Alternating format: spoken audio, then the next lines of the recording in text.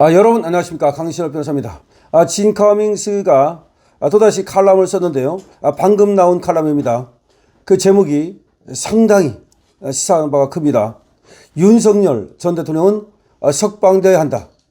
윤석열 전 대통령은 석방되어야 한다. 이것이 진 커밍스가 금방 쓴 칼럼입니다. 한국 형법 어디에도 대통령의 계엄 선포가 내란에 해당한다는 조항은 존재하지 않는다. 형법 제87조는 다음과 같이 규정한다. 국토를 참절하거나 국가의 권력을 장악할 목적으로 폭동한 자는 내란죄로 처벌한다. 즉 내란죄가 성립하려면 1. 국가 권력 탈취 목적, 2. 무력에 의한 폭동, 이 두 가지 요건이 모두 충족되어야 한다. 그러나 윤석열 대통령은 계엄 준비 당시 이미 국가 최고 권력을 보유한 현직 대통령이었다. 따라서 그가 다시 국가 권력을 장악하기 위해 폭동을 일으킨다는 해석은 법리적으로도 논리적으로도 성립될 수 없다. 결과적으로 현직 대통령의 비상계엄 준비가 내란에 해당한다는 주장은 내란죄의 구성요건 어느 하나와도 부합하지 않는다. 한국 형법 어디에도 현직 대통령의 계엄 준비가 내란죄가 된다는 규정은 존재하지 않는다. 이는 법조문, 판례, 다수학설 어디에서도 확인할 수 없는 주장이다. 헌법 제77조가 명확히 규정하는 대통령의 계엄권은 이렇다. 대한민국 헌법 제70조는 이렇게 규정한다. 대통령은 국가의 안전보장 또는 공공질서 유지에 필요하다고 인정할 때에는 계엄을 선포할 수 있다. 즉 계엄 선포는 대통령에게 부여된 정식 헌법상 비상권한이다. 헌법이 부여한 권한을 적법하게 검토, 행사하려는 행위가 형법상 범죄가 될 수는 없다.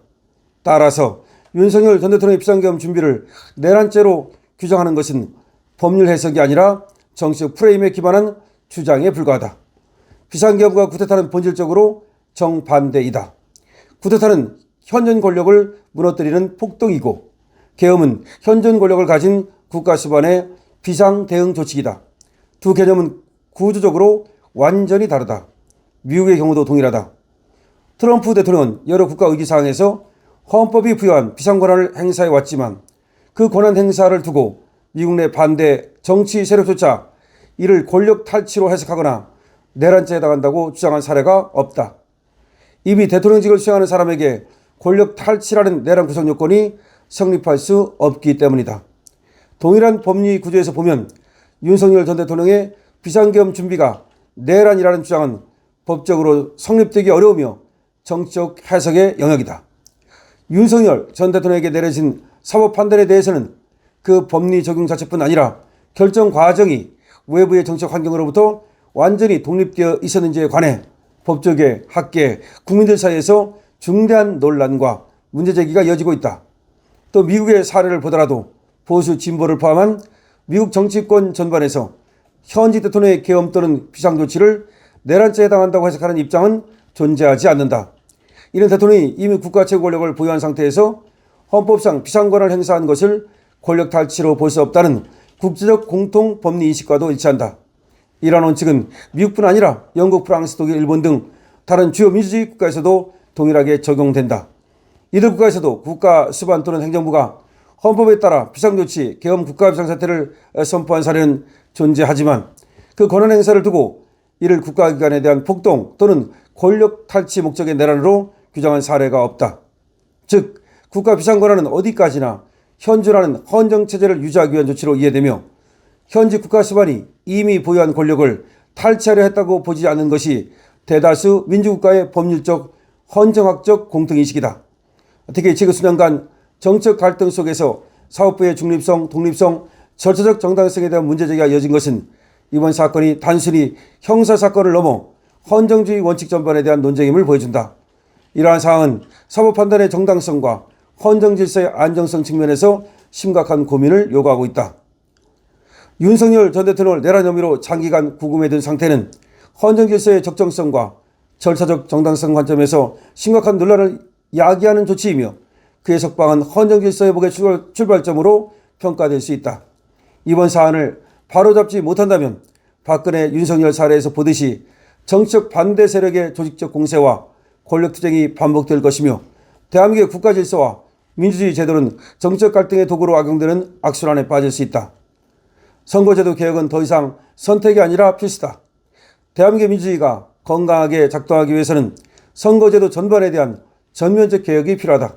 수년간 중앙선관위는 불투명한 운영, 관리 부실, 데이터 검증 미흡, 개표 과정의 신뢰 붕괴 등 여러 문제로 인해 국민적 신뢰를 심각하게 잃어왔다. 최근 여러 선거에서 제기된 부정선거 의혹, 제도적 허점, 감사 부족 등은 이미 사회적 논란의 수준을 넘어 제도적 개혁 요구로 확대되었다. 윤석열 전 대통령이 비상계엄을 선포하게 된 배경에도 부정선거 문제가 제기되었다.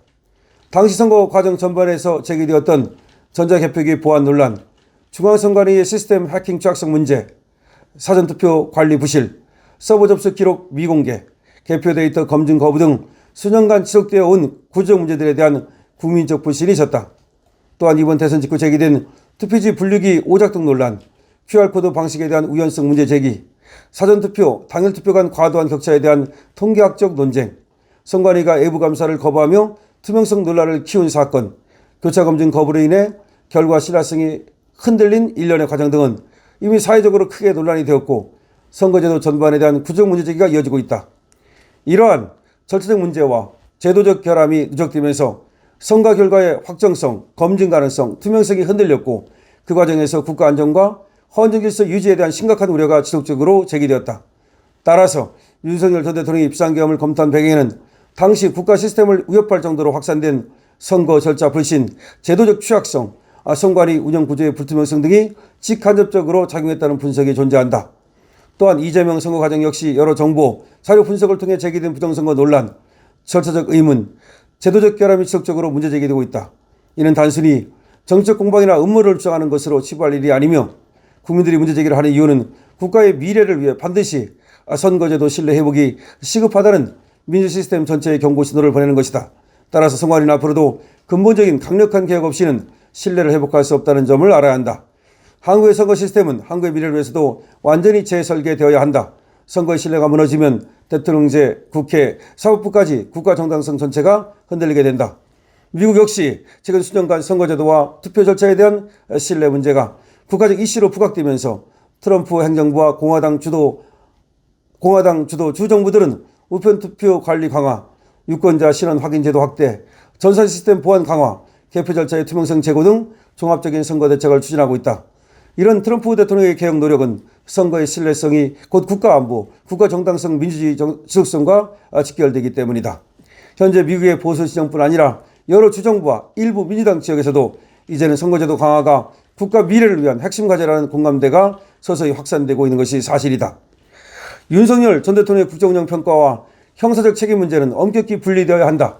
정치적 문제는 선거라는 국민의 판단으로 해결하는 것이 민주주의와 헌정주의의 기본 원칙이다. 반면 절차적 정당성 논란이 있는 방식으로 대통령을 탄핵 구금하는 것은 국가의 헌정 질서를 훼손하고 위험한 선례를 남기게 된다. 국민이 지켜야 하는 것은 즉흥적 감정이나 정치적 호불호가 아니라 정당한 절차, 법치주의, 헌정 질서라는 대한민국 국가 시스템의 근본 원리이다. 윤석열 전 대통령이 비상계엄령을 내렸다는 전만으로 그가 개인적 이득을 얻거나 정치적 권력을 확대하려 했다고 보기 어렵다는 점은 여러 분석에서 공통적으로 지적되는 부분이다. 그 조치가 국가 전복이나 전쟁 유발을 위한 것이었다면 한미동맹 구조상 미국이 즉각적이고 강경하게 대응했을 것이라는 점은 국제 정치 전문가들 사이에서 널리 공유되는 견해다. 그러나 당시 미국은 사태를 한국 내부의 정치적 헌정적 갈등으로 판단했고 동맹국의 내부 정치 문제에 직접 개입할 경우 내정 간섭이라는 비판이 발생할 수 있다는 점을 고려하여 거리두기 입장을 유지했다는 평가가 많다. 최근 미국 정치권과 일본 언론에서도 윤석열 전 대통령의 사건에 대해 절차적 정당성, 인권, 법치주의 관점에서 재검토가 필요하다는 논의가 점차 확산되고 있는 것으로 보이며 사법 판단과 정책 맥락이 과도하게 얽힌 그 사건이라는 분석도 점점 더 부각되고 있다. 이러한 흐름은 윤석열 전 대통령이 석방되는 것이 한국의 헌정질서 안정과 법치주의 회복 측면에서 더 바람직하다는 견해가 국제사회 일부에서도 제기되고 있음을 보여준다. 자, 진 커밍스의 글인데요. 네, 이와 같이 진 커밍스는 말이죠.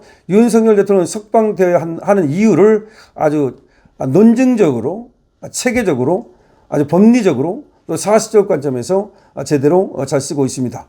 진 커밍스, 윤석열 대통령의 계엄은 내란이 될 수 없다. 분명하게 얘기하고 있습니다. 미국에서도 윤석열 대통령은 석방돼야 한다는 목소리가 점차 커지고 있다고 우리에게 전하고 있습니다. 진커미스 대단한 정치 칼럼니스트입니다. 여러분들께서도 이 영상을 많은 곳에 전해 주십시오. 강신업 TV입니다.